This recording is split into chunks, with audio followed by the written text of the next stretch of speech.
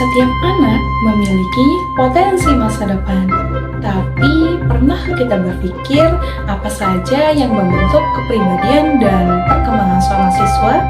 Apakah hanya dari sekolah atau ada faktor lain yang lebih luas namun sering kita abaikan?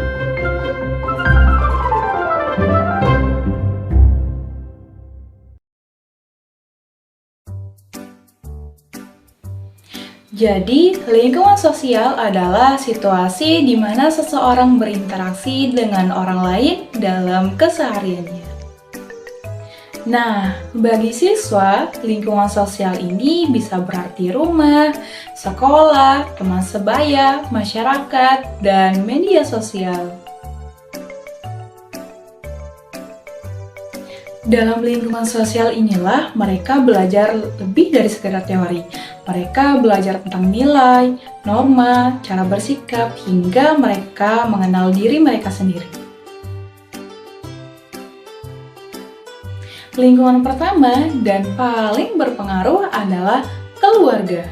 Sejak lahir, anak sudah mulai belajar dari cara orang tua berbicara, menyentuh, hingga menanggapi masalah.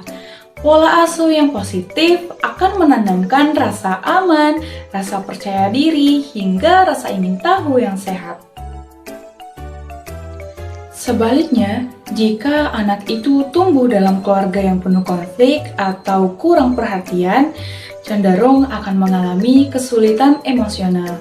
Mereka bisa merasa tidak berharga, menarik diri dari pergaulan, atau justru bisa bersikap agresif di sekolah. Teman sebaya menjadi pusat dunia sosial anak ketika mereka memasuki usia sekolah. Mereka belajar tentang berbagi, bernegosiasi, hingga menyelesaikan masalah dengan teman-teman sebayanya. Teman sebaya bisa menjadi penyemangat, akan tetapi ia juga bisa menjadi tekanan. Nah, inilah yang disebut dengan peer pressure. Ketika siswa dikelilingi teman yang memiliki nilai positif, maka ia terdorong untuk berprestasi. Tapi, jika lingkungannya toksik, siswa bisa terjerumus ke dalam perilaku yang menyimpang, seperti bullying, pergaulan bebas, hingga kecanduan narkoba. Sekolah bukan hanya tempat menimba ilmu, tetapi siswa juga bisa membentuk jati diri mereka. Nah, guru memiliki peran penting sebagai figur otoritas yang sekaligus bisa menjadi panutan dan sahabat. Guru yang peka terhadap kondisi sosial dan emosional siswanya bisa memberikan pengaruh positif yang sangat besar, tetapi sebaliknya, jika guru itu terlalu otoriter dan kurang empati, bisa memicu kecemasan dan hilangnya semangat belajar. Di era digital, lingkungan sosial tak lagi terbatas pada kehidupan nyata. Media sosial dan dunia digital menjadi bagian dari kehidupan siswa. Media bisa jadi tempat inspirasi, tempat belajar, dan juga ekspresi diri. Tapi, media sosial juga bisa memunculkan perbandingan yang tidak sehat, seperti cyberbullying dan tekanan mental.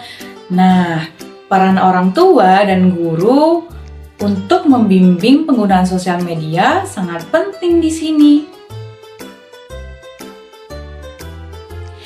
Membentuk lingkungan sehat bagi siswa bukan hanya tugas dari satu pihak. Orang tua perlu hadir bukan hanya secara fisik, tapi juga secara emosional. Guru harus menjadi fasilitator perkembangan, bukan hanya sebagai pengajar. Komunitas dan masyarakat juga berperan dalam menciptakan ruang aman, sehat, dan positif bagi perkembangan anak. Karena dibutuhkan satu desa untuk membesarkan satu anak. Lingkungan sosial adalah cermin yang digunakan siswa untuk memahami siapa mereka. Kita semua sebagai bagian dari lingkungan itu punya tanggung jawab untuk menciptakan ruang yang mendorong mereka untuk menjadi versi terbaik dari diri mereka.